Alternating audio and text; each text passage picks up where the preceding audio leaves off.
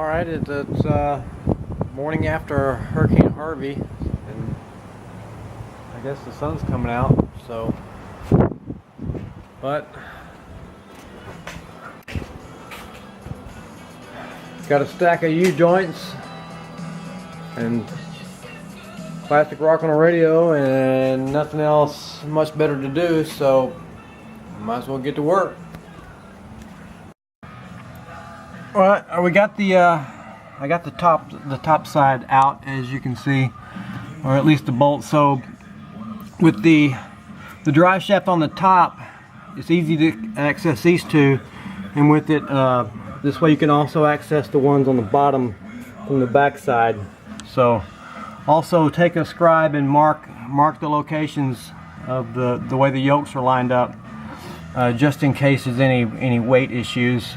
I know that was supposed to be done on some of the previous models or versions, so just in case, just keep everything straight. And it does look like there is a little bit of, as you see that, some green Loctite. I don't know what that was, but we'll make sure we put that back on there. So let's go ahead and get the rest of the bolts out.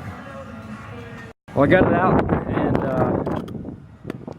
what you can see, let me get this thing situated. You can definitely see that this is definitely a, you see that movement, definitely a bad U-joint. So let's get it apart. And so the only thing we'll have to do is to get these pins out, or these rings, and see if we can press it out with my big C-clamp. Alright, so the first thing I suggest is unhooking this the traction control sensor, so that when you start to pull this out, that it won't bind up or get tight. So I just hang it right there, and so that will allow you to pull this. Already got the drive shaft out. It'll allow you to pull this out much further to get the drive shaft back in a little bit easier. So it's just to avoid taking some of this stuff off back here. I may still have to take the shock off. Don't know yet.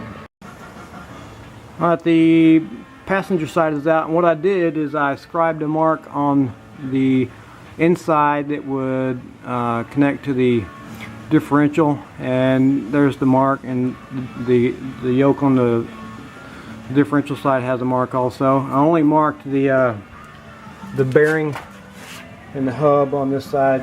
You can't see it, but the other thing I did was scribe to mark this aluminum tag on the drive shaft, just an arrow pointing out, and put a P for passenger, and did the same thing for the other one, just to make sure I don't get them mixed up. Put them back in there the same way I got them out. Now it's on to the drive shaft. Alright, now here are the steps you need to take to get the drive shaft out. First, start right here. Disconnect the emergency brake from the brake caliper from here. Next, when you're up on the car, here's the cable from the caliper of the emergency brake you just disconnected. Take a screwdriver and lift this little tab up right here, and this cable will slide out. That's all you need to do. Maybe you take a screwdriver, maybe spread it apart a little bit, maybe. Next thing you do is this little edge right here. You need to take a file this edge off, and what's going to happen is you disconnect the yoke, undo the emergency brake. You're going to just kind of turn it, and it's just going to slide out, just very, very carefully, and you will get it out. Next thing you'll do is you'll undo these bolts right here for the exhaust system, here and down there, and you'll also do it right here. Undo these bolts to the exhaust system. Let the exhaust system drop down, but make sure you support it on something like a bucket, or maybe a free 5-gallon can of Royal Purple synthetic oil. So But yes, the drive shaft will come out without having to completely drop the exhaust system or take out that big bracket that holds the rear end in. Well, okay, there's been another slight change in plans. It looks like I've got the U-joints put in. I had to take it to a friend of mine's shop. He pretty much put them in for me. Getting them in and out is there's plenty of videos on how to do that, but pretty straightforward. I did run into a problem. The reason it took so long is I ran into a problem ordering these through Rock Auto. I will explain that at the end of the video, but really what happened is my truck required some repairs that I wasn't expecting. New brake cylinder, master cylinder, my steering gearbox went out, started leaking real bad, and the front calipers need to be replaced because they're wore out and binding up on the sleeves, and I need new brake pads for the front.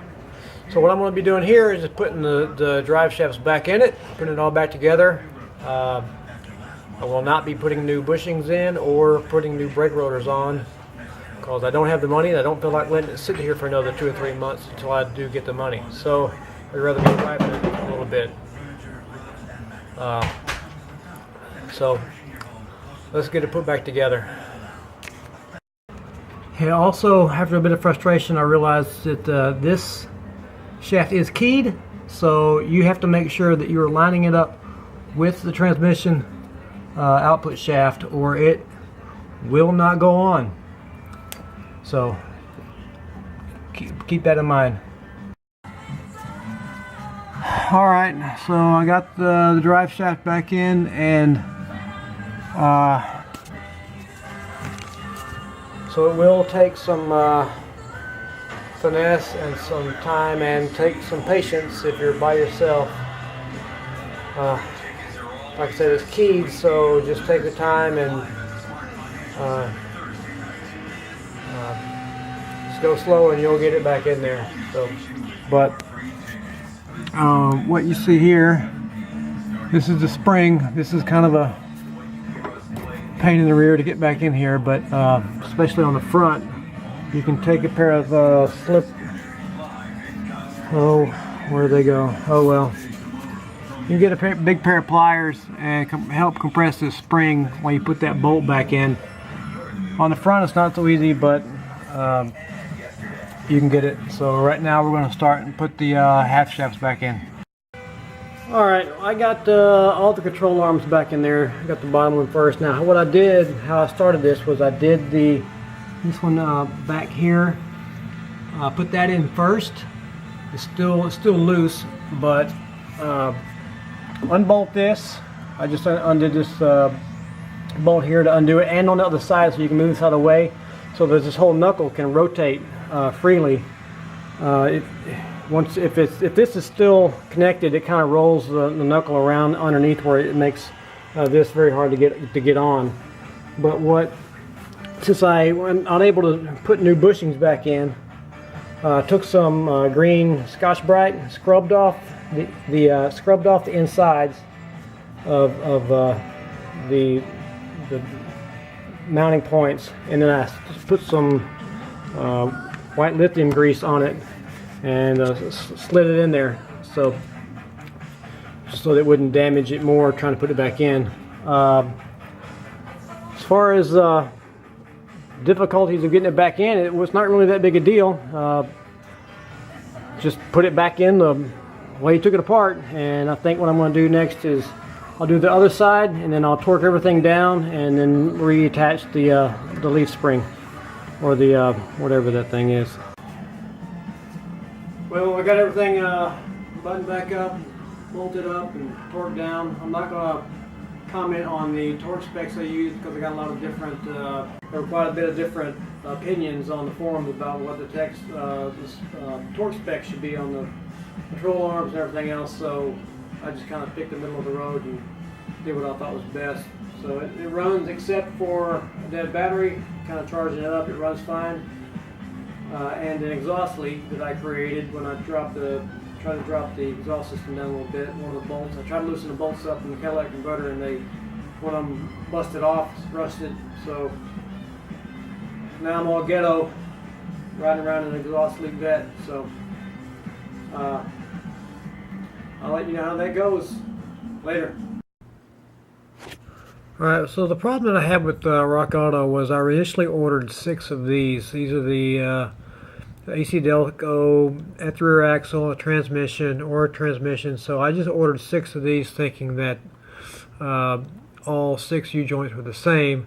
And I got them and found out that the half shaft U-joints are bigger. These had a 1.06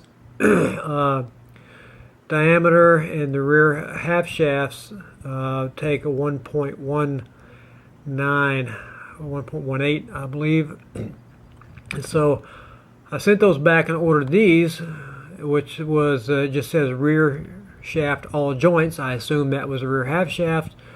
Ordered those, got those back, and they were the same as diameter as AC Delco. They were for the main drive shafts. So I sent them back after several emails back and forth with Rock Auto.